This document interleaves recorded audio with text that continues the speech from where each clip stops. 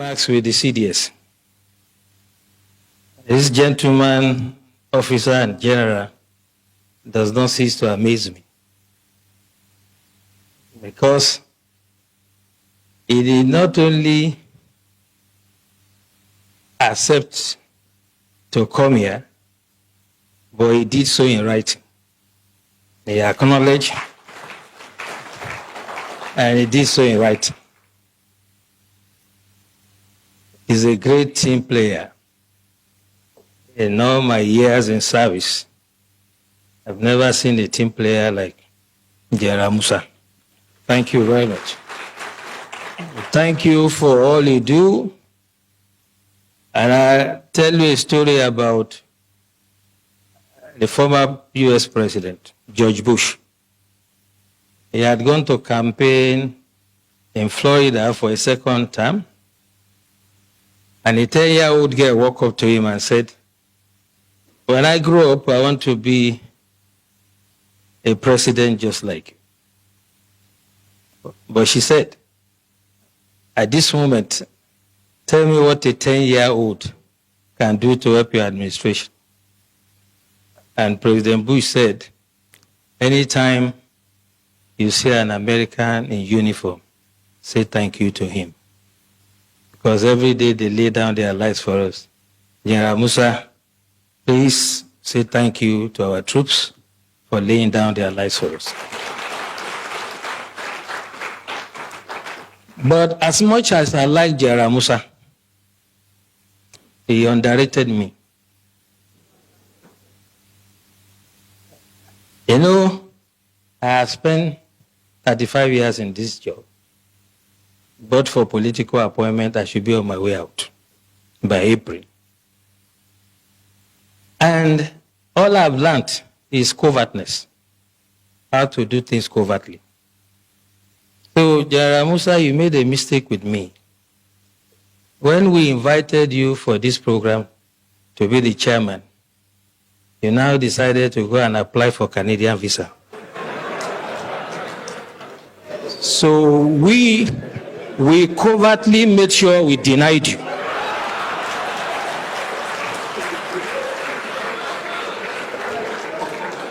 So, my dear General, next time when you hear of DSS,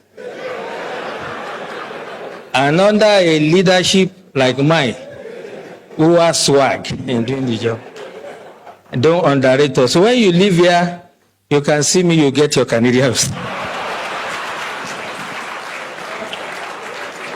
We wanted you to be here, so you couldn't have been in Vancouver. Speaking seriously about the practical approach to mobilizing to curb insecurity, I'll share experience with you when I was state director in Bauchi. Most of you will remember an incident in Azari. A group of terrorists, the Boko Haram, then had invaded Azari. They were shooting in an attempt to kidnap, and the community chased them. They killed some members of the community, but the community members killed all of them.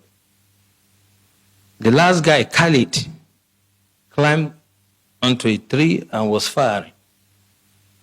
The community stood, they were resilient, and they killed Khalid. Since that day, there has not been one terrorist attack in Azari.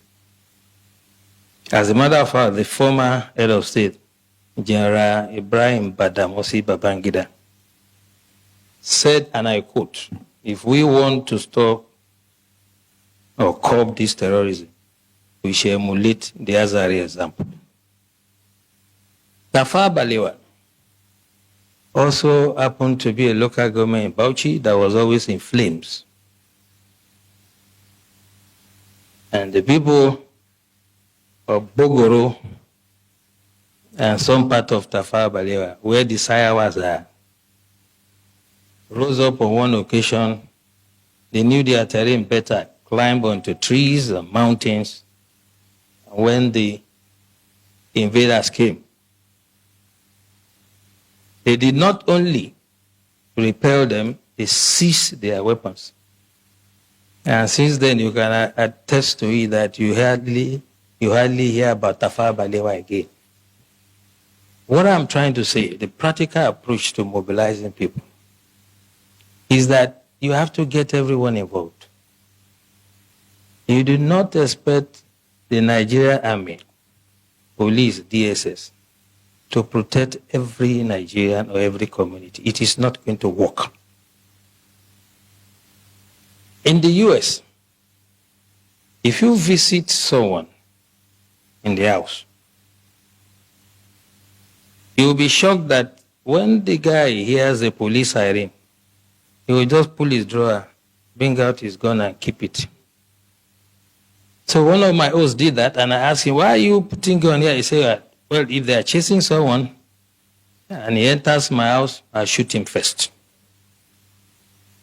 And that is the layer we have to start thinking about. How can you create first line of defense?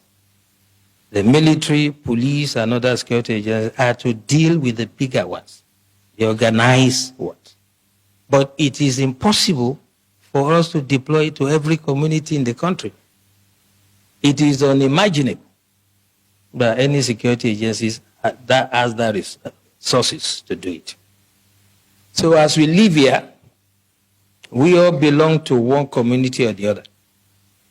What we have to start experimenting is how we can make the community to prepare first, if the first line of defense for us. General Wahab said it clearly. And for me, there are 3 takeaways from his lecture. By the way, the general and I were guest speaker at one program in our office, so I'm not surprised at his dexterity. He has developed some sort of expertise in what he does. But 3 things for me. He asked us a question. What is our own culture? Our culture is communal. We do things together. Festival together. Ceremonies together. Wedding ceremony, whatever. So why can't we fight some miscreants, some charlatans among us together? The community should say, you cannot come here. This is what Tafawa Balewa has done. If you go to that community to attack them, you'll be sorry for yourself. I challenge anybody to try it. And this is the way we have to do. We have to allow some level of armament for the communities, and they can serve as the first line of defense. Second takeaway from what the general said. Whole society approach is not the first time we are hearing. But what I'm saying, the way to do it is when we live here, those of us who have some influence, the elites in society, discuss with your communities, come to us, get some sort of approval and guidance, and then we can stop these criminals.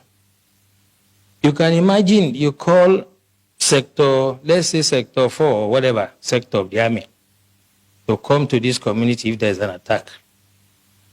Before they even arrive there, if they attack another community, what happens? This is what we should take away from here. And lastly, he said something very instructive. By the way, I like Osman. He knows who to give time. Have you seen him around here? He has advised himself. So don't run into trouble like the CDS. Okay, so last thing he said to us, which is quite important, is that we should not make this another talk show. And that's why this is my intervention. That security starts from you. There's nothing that is new. 1870 something, I can't remember. The French Revolution, in the street of Paris, they were beheading people. We've had hijack of plane. We'll forget quickly. We've had the wet ear syndrome. We had so many. There's no Matasini and whatever. There will always be security problems. So when people say this is security in Nigeria, as long as human beings exist, there will be security problems. The issue is the response. We have to take that mentality away. What is the security agencies doing? Who, apart from a tree, knows that they want to come and cut him and remain standing? Only a tree. We have to get the communities to rise and defend themselves first. And the time to start it is now. When you move out from here, I do that every day. I come from a village in Ijebu land, Ogun State, and I talk to my people. I know the level of armament they are entitled to. I know how they organize themselves in quarters. We have 4 quarters. I am using my expertise to guide them. You cannot wait for the military to come and do everything.